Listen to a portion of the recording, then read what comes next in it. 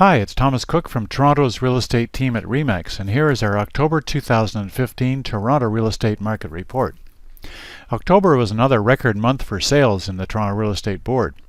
I'll comment more on that in this broadcast as we go through the market report. So, let's review some of the Toronto Real Estate Board statistics and see what's happened. Sales were up 3.3% for October compared to last year, with 8,804 houses and condominiums changing hands in all the districts. This was the best October on record, just barely beating out 8,525 sales back in 2014. Sales are actually up almost 30% above the last 15-year average. Condo, townhouse, and high-rise suites took a 33% share of the market, with 2,901 units being sold. This was the highest number of condo sales ever for the month of October.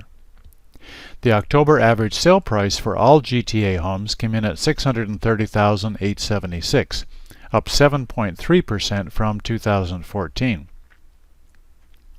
The active listing inventory is one of the strongest indicators of how smooth or outrageous the market has been. We had a 20.5% decline in inventory for the month of October compared to historical numbers, and lower by 7.5% from last year at this time. The sales to listings, or percent chance of selling ratio, is how we determine what type of market we're actually in.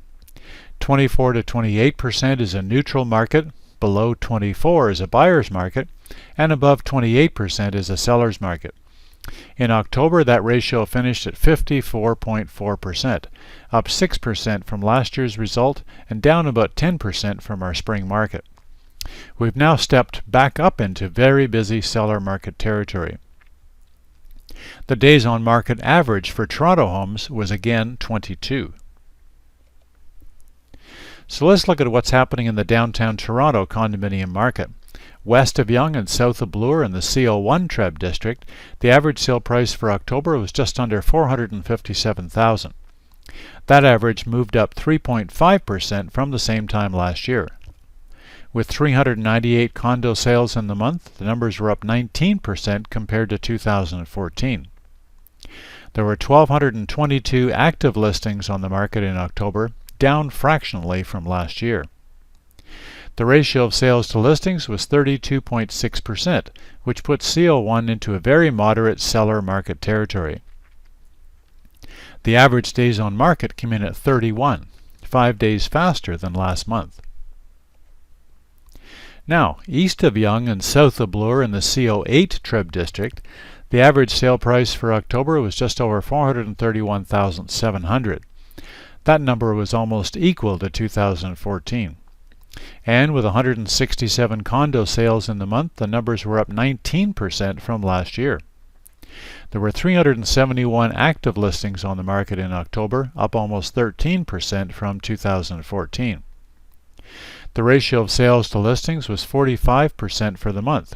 That number puts CO8 into busy seller market territory and slightly higher than last year. The average days on market came in at 27, 2 days slower than last month. Both downtown condo markets are doing well, with sales up almost 20% from 2014, indicating a heightened interest in the condominium lifestyle.